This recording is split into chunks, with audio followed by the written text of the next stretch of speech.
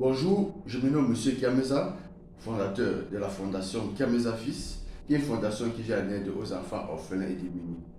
Je vais essayer de donner mon point de vue par rapport à cette question que je reçois quotidiennement.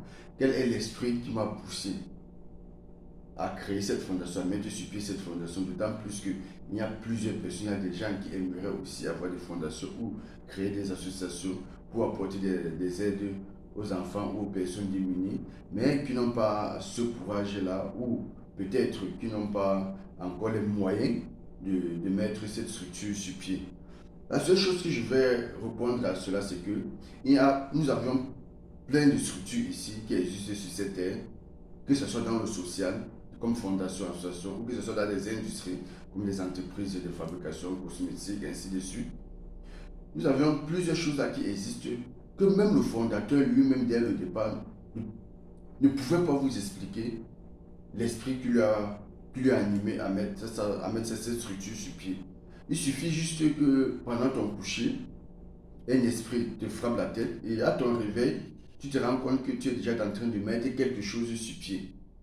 Et c'est au fur et à mesure que cette chose est en train d'agrandir, d'avancer, que tu essaies toi-même de comprendre réellement quels sont les motifs. Qu'est-ce qui t'a poussé à réellement mettre quelque chose comme ça sur pied.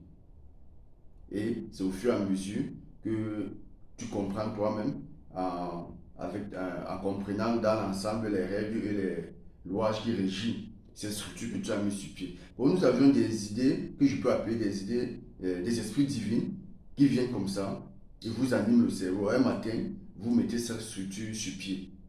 Bon, raison pour laquelle vous voyez, certains créent des entreprises ou des fondations et ayant dans le but uniquement de se faire de l'argent, des gains, des revenus, finissent par fermer les structures. Parce qu'ils ont vu ce que les autres ont fait, ils ont voulu imiter. Parce que dans leur tête, c'est de l'argent. Ils ont dit, ah, il faut qu'ils mettent aussi pour eux sur pied pour se faire de l'argent. Et au cours du chemin, ils se sont rendus compte que c'est un chemin très compliqué. Ils se sont retrouvés en train de fermer pour investir dans une autre chose. Nous avons des choses que nous faisons, que même le fondateur lui-même a mis sur pied, pas pour se faire de l'argent, mais pour résoudre un problème de la société dont il était assigné. Voilà. Bon, c'est un peu ça que je peux donner, peux dire sur mon point de vue. Bon, ne faisons pas seulement des choses juste pour faire ou parce qu'on a vu des personnes faire.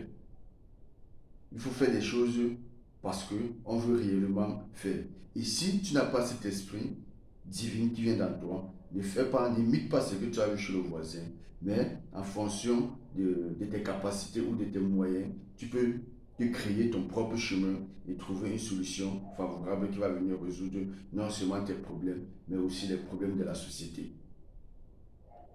Bon, dans l'entrepreneuriat, c'est pareil. Dans la création des X ou des Y, quelque chose, c'est pareil. Nous avons des choses qui ne s'expliquent pas, mais qui sont divines. Ok.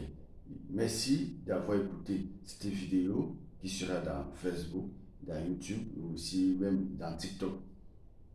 Bon, je suis fondateur, comme je l'ai dit, et aussi de la compagnie EdMark International.